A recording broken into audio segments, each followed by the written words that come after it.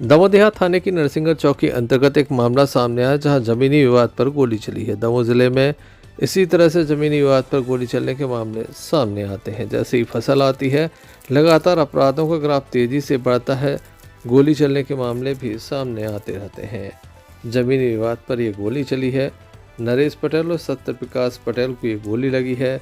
दोनों घायलों को जिला अस्पताल में डायल 112 के माध्यम से दाखिल कराया गया। मामले में पुलिस मौके पर पहुंची है और जांच शुरू कर दी है। बताया जाता है कि काफ़ी लंबे वक्त से ये विवाद चल रहा है। इस पर कार्रवाई होना थी।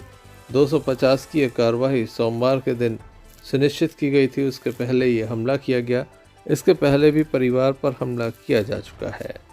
परिवार के अन्य सदस्य बताते हैं कि 4 महीने पहले भी विवाद हुआ था और आज वह चाय पीकर लौटने वाले थे। इसी बीच ये हमला कर दिया। कोई समझ नहीं पाया। यह भी बताया जा रहा कि 16 से 17 राउंड यहाँ पर फायरिंग हुई है। हालांकि पुलिस संपूर्ण मामले में जांच कर रही है और उसके बाद ही स्पष्ट होगा कि घटना की असल वजह क्या है और मौके पर क्या हुआ है। घायलों का उपचार जिला अस्पताल में किया जा रहा है। वहीं बताया जाता है कि एक की स्थिति काफ़ी गंभीर है, जिसके चलते उसे जबलपुर रेफर किया जा रहा है। मामले की जानकारी लगती है नगर कोतवाली टीआई मनीष कुमार दलवाल के साथ मौके पर पहुंचे। आइए जान लेते हैं क्या पूरा मामला है। अमर, दिनेश, भादु, सुनंद, नरेंद्र, हल्लू का दो पूरे परिवार घूम रहा है। हाँ क्या हुआ? काय पे हम लोग जा रहे थे शादी अभी जा रहे थे जमीन का बात चल रहा है। परसों तो वो तो नाटक करत रहे। हम और की जगह में कब्जा करे वो नाटक करत रहे। शादी थी लगन में गए, लगन से तो जा रहे थे घर जा रहे थे। उन्होंने बोला कि 250 की कार्रवाई करो, उसके बाद देखते हैं। इनने 250 की कार्रवाई सोमवार को लगनी थी, तो उसके बाद फिर उन्होंने धोखा कर दिया। कहाँ पर गोली लगी? किस को लगी? सत्यप्रकाश को लगी है सिर में और नरेश पटेल को लगी है हाथ में। और भी हम देखे, हम तो मतलब हम देख के एकदम वो हो रहे थे। क्या रिश्ता है आपका इनसे? वो हमारे मामा ससुर हैं, तो मामा ससुर का लड़का है। क्या नाम है आपका? नितिन पटेल। घटना कहाँ की है जी? हरद्वानी। जिसमें और उसका जो अखिलेश पटेल है रेंजर है, उसकी पूरी साजिश थी, क्लियर साजिश थी। वो भी था, मतलब दिखा है लोगों को, बाकी वो भी था और उसी की साजिश थी। उसी ने कैमरे वो करवा के एक बार और अटैक करवाया था। उसने मार करवाई थी श्याम पटेल पे, नरेश के भाई पे।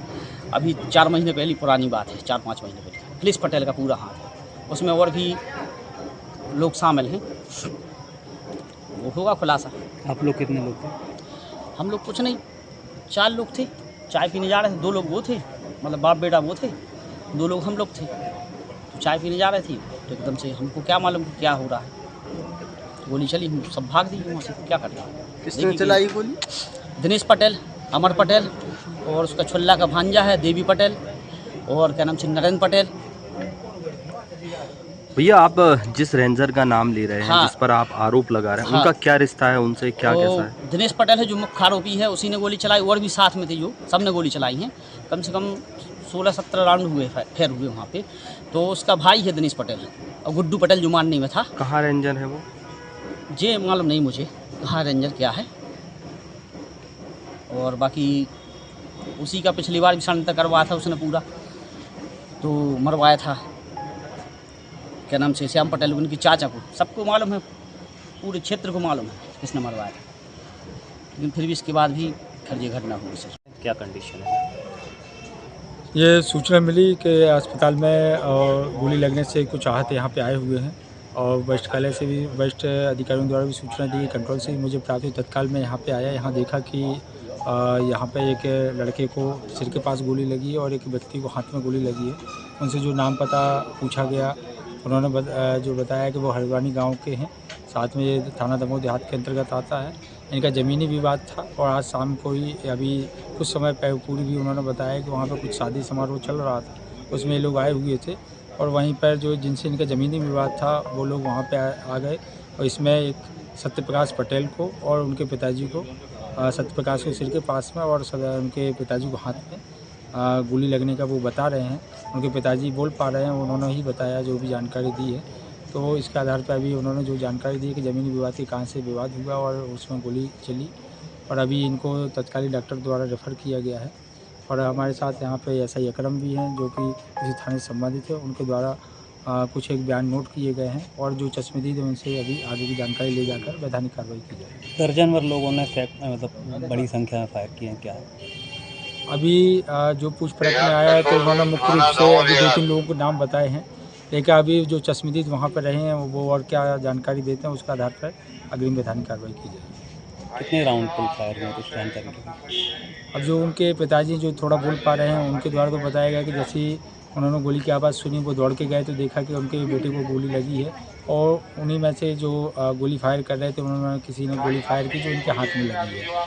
अभी जो इन्होंने बताया उसके अलावा जो साथ में चश्मदीद लोग जो बता रहे हैं उनसे अभी कथन बयान नोट किए जाएंगे, उसके आधार पर ये स्पष्ट बता पाएंगे कि कितने लोगों ने एक्चुअल वहाँ पर कितने लोगों के साथ में फायर किया। अभी क्या स्थिति है? अभी पिताजी तो उनके थोड़ा बोल पा रहे हैं, और लेकिन जो पुत्र हैं वो अनकॉन्शियस हैं, और उनको जो डॉक्टर द्वारा रेफ़र किया गया है। तो आगे वहाँ पे जो जबलपुर या आगे जो भी हाईएस्ट उसमें सेंटर में इलाज चलेगा उसके जो भी नतीजे आएंगे उसके आधार पर बता पाएंगे अभी क्या स्थिति है। सर कोई आरोपी पकड़ा गया? अभी हमारी पुलिस टीमें लगी हुई हैं वरिष्ठ अधिकारी भी के मार्गदर्शन में, जैसे सीएसपी महोदय स्वयं ही घटनास्थल की जानकारी प्राप्त हुई थी। कई वरिष्ठ अधिकारी और अन्य टीमें लगी हुई हैं इसकी जांच पड़ताल में, और उनके जो भी अपराधियों के नाम सामने आए उनकी तलाश में।